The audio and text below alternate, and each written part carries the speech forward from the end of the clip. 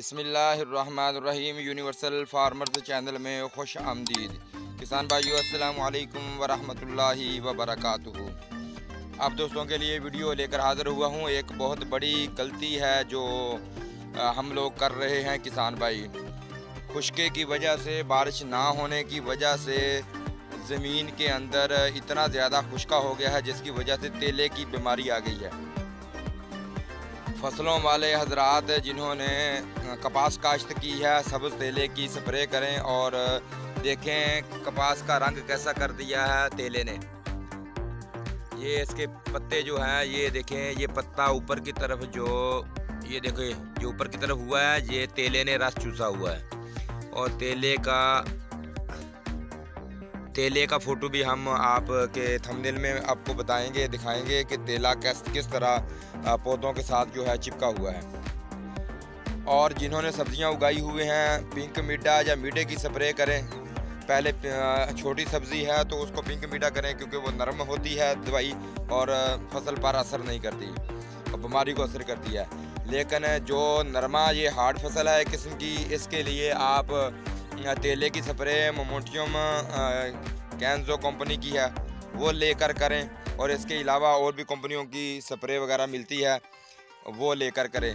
ज़रूरी है कि देखिए फसल का रंग किस तरह कर दिया है बीमारी ने। हमने ये पछेती काश्त टिंडे की थी। आप देख सकते हैं बेलों को माशाल्लाह फूल बेहतरीन लगे हुए हैं और बेलों के साथ माशाल्लाह टिंडे भी बने हुए हैं। और आप लोगों के लिए ये दोनों तरफ से लेकर आया हूँ।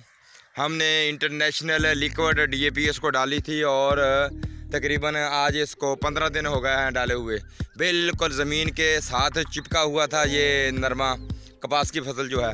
और अल्हम्दुलिल्लाह आज दूसरा पानी लग गया है 15 दिन बाद। अभी तो नहर खुश्क हो चुकी है, 4R कनाल हरूनाबाद।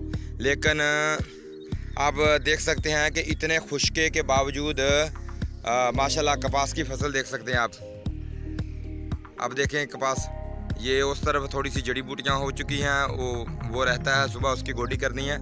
और इस तरफ जो है देखिए ये हमने सफाई कर दी है। ये इस तरह देखें, कपास की फसल आपने रखनी है तो कम से कम इतनी छदराई होनी चाहिए। देखिए बूटों के अंदर कितना गैप है। और आप लोगों को ये अभी भी नज़र आ रहा होगा कि हमने ये गैप जो है ये करीब रखा है। उसकी वजह ये है कि ये है 545 नयाब 545 कपास है। और इसका जो है गैप वो तकरीबन थोड़ा रखना पड़ता है क्योंकि ये शाखें नहीं करता और सिंगल स्टिक होता है।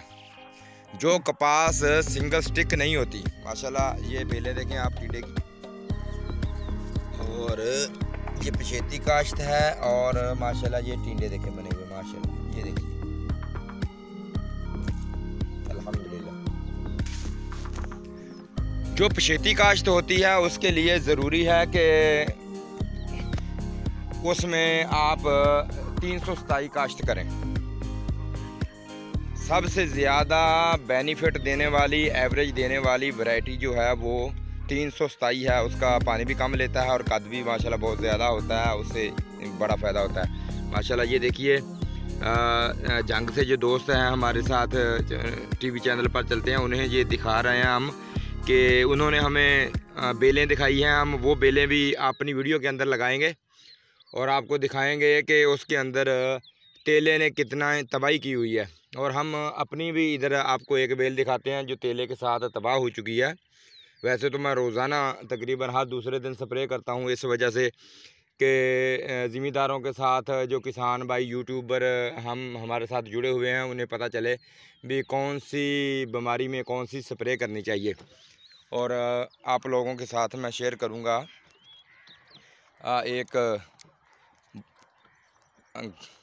टिंडे की बेल जिसके साथ ये देखिए ये आ गई वो बेल।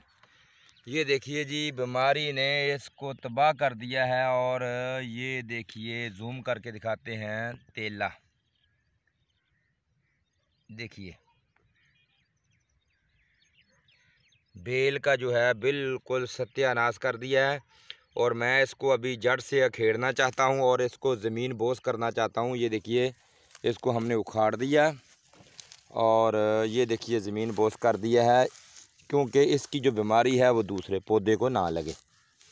ये इसके ऊपर मिट्टी कर दी है, ये देखिए। अब क्यों ये कमज़ोर सा होता है, वो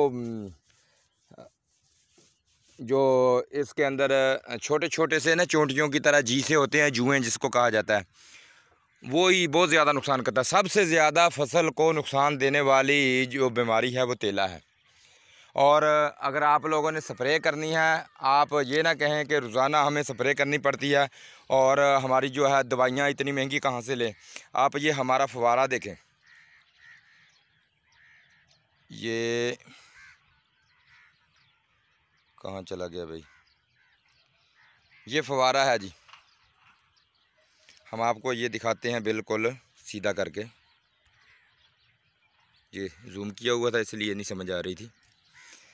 ये आगे से देखें, बिल्कुल एक सुराख वाला फव्वारा है और इससे आप 1 एकड़ को 1 टैंकी से स्प्रे कर सकते हैं। आप 1 प्याली यूरिया इसके अंदर डाल लें और इसके अंदर पिंक मीडा डाल लें। कपास की फसल है तो आप दूसरा सब्ज़ तेले की स्प्रे करें। अगर सब्ज़ियां हैं तो आप उसके साथ कर सकते हैं पिंक मीडा की स्प्रे है।